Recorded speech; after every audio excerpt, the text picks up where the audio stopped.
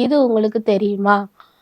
அ உலகத்துலங்க நெறைய கவலைகள் இருக்கு. ஆனா, ஒரு சிலவங்க கவலைப்படுறதுனால என்ன செய்வாங்கன்னா, ஷாப்பிங் போயி நெறைய திங்ஸ் வாங்கி, அதனால அவங்க கவலை தீர்ந்துடணும்னு இப்போ நெறைய பேர் என்ன செய்வாங்க, ஷாப்பிங் போவாங்க. நெறைய திங்ஸ் வாங்குவாங்க.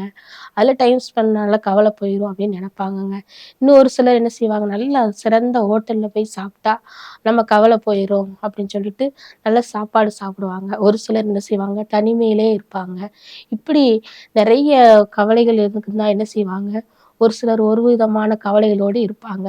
ஆனா, அந்த கவலை வந்து நம்ம தனிமையா இருக்கும்போது, நம்மள ஒரு முள்வேலி போல என்ன செஞ்சிரும், சுற்றி இருந்துருங்க. நம்ம எங்கேயுமே வரவிடாதபடிக்கு, எந்த காரியத்தையுமே செய்ய விடாதபடிக்கு நம்ம இருதயத்த என்ன செஞ்சுருங்க, ஒடுக்கிரும்.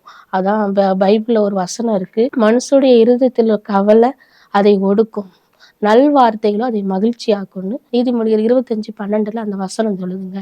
இதே போல நீங்க நெறைய கவலைகளோட இருக்கலாம். நான் இத விட்டு எப்படி நான் வெளிய வர முடியும்னு நீங்க யோசிக்கிறீங்களா? ஆண்டவர்ட்ட கேளுங்க. நம்ம ஆண்டவருடைய வார்த்தைகள கேட்கும்போது, நம்ம இருதயம் மகிழ்ச்சியாகும்.